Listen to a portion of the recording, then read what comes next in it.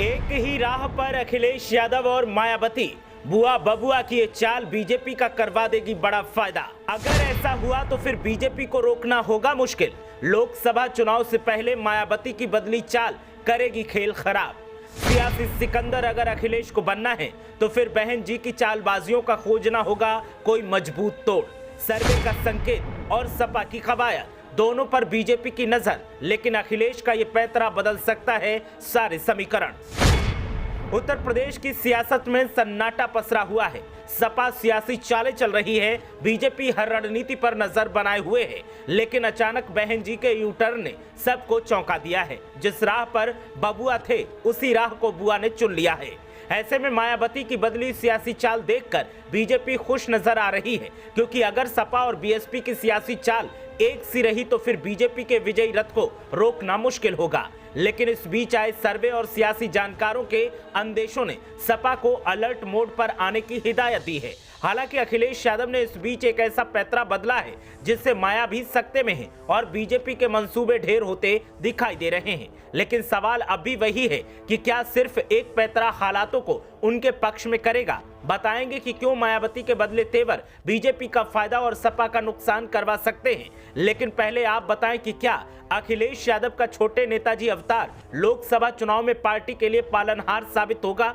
आपकी राय क्या है, हमें कमेंट करके जरूर बताएं। अब बात करते हैं मायावती, अखिलेश यादव और बीजेपी के सियासी मंसूबों की। तो लोकसभा चुनाव में भले ही अभी एक साल का वक्त बाकी हो, लेकिन हर राजनीतिक दल अपनी तैयारियों में लग गया है। यूपी में भी बीजेपी को घेरने के लिए बीएसपी और समाजवादी पार्टी अपने मिशन मोड पर काम कर रही है। हालांकि बीजेपी के साथ अखिलेश यादव और मायावती भी एक राह पर चलते हुए दिखाई दे रहे हैं।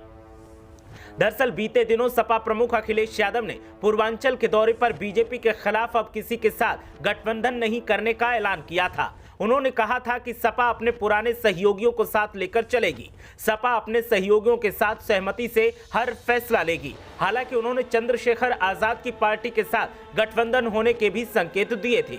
इससे पहले बीएसपी सुप्रीमो मायावती ने भी अपने जन्मदिन पर गठबंधन को लेकर ऐलान किया था। तब मायावती ने कहा कि 2023 में कई राज्यों में विधानसभा चुनाव होने वाले हैं और अगले साल देश में लोकसभा चुनाव होंगे। इन चुनावों में बीएसपी किसी भी राजनीतिक दल के साथ गठबंधन नहीं करेगी।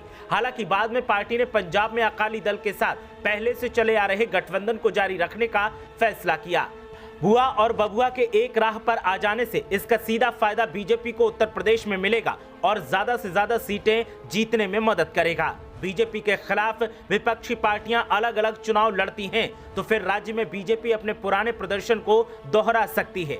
बीते दिन एक सर्वे की रिपोर्ट ने इस पर मोहर लगा दी है। उस सर्वे की रिपोर्ट में बीजेपी को राज्य में 80 में से 70 सीटें मिलने का अनुमान जताया गया था। हालांकि लोकसभा चुनाव से पहले बीजेपी का सुभाषपा के साथ गठबंधन होने का पूरा संकेत है। इसकी झलक भूपेंद्र चौधरी और ओम प्रकाश राजभर के बयानों में लगातार दिखाई दे रही है। अगर ऐसा होता है तो पूर्वांचल में इसका सीधा फायदा बीजेपी गठबंधन को होगा।